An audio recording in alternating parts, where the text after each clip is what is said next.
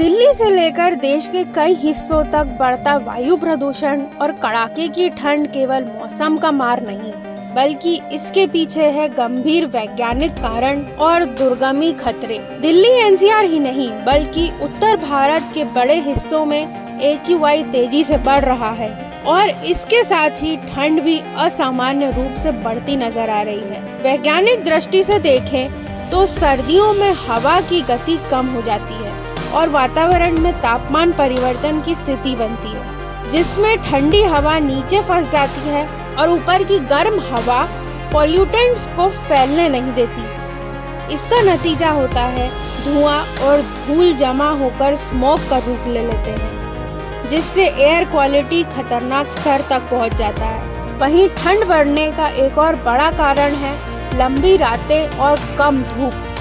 कम धूप पड़ने से जमीन तेजी से ठंडी हो जाती है और जब हवा स्थिर रहती है तो प्रदूषक कण सूर्य की गर्मी को अवघोषित कर लेते हैं और दिन के समय तापमान बढ़ने नहीं देते।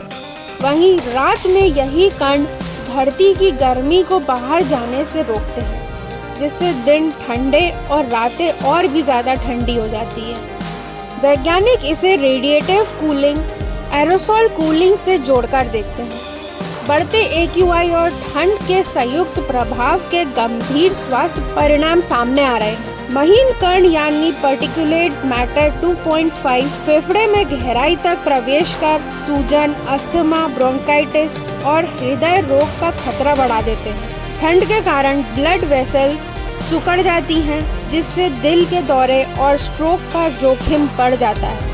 बच्चों, बुजुर्गों और पहले से बीमार लोगों पर इसका ज्यादा असर देखने को मिल रहा है। आँखों में जलन, गले में खराश और सांस लेने में तकलीफ आम शिकायत बन चुकी है। परिवर्तन और जनजीवन पर भी इसका दूरगामी परिणाम दिखाई दे रहा है। कोहरा और स्मॉग की वजह से दृश्यता घटने से जिससे दुर्घटनाओं का खतरा बढ़ता जा रहा है। कृषि पर भी इसका असर पड़ रहा है, क्योंकि कम धूप के कारण फसलों की वृद्धि धीमी होती जा रही है। विशेषज्ञों का मानना है कि यदि प्रदूषण के स्रोत पर सख्ती से नियंत्रण नहीं पाया गया और स्वच्छ ऊर्जा की ओर तेजी से कदम नहीं बढ़ाए गए, तो आने वाले वर्षों में सर्दियों का यह संकट और भी गंभीर रूप ले सकता है। इस तरह बढ़ता AQI और कड़ाके की ठंड केवल मौसम की समस्या नहीं है, बल्कि यह एक स्वास्थ्य और पर्यावरण संकट बन चुका है, जिससे निपटने के लिए वैज्ञानिक समझ, नीतिगत फैसले और जन भागीदारी तीनों की समान रूप से जरूरत है।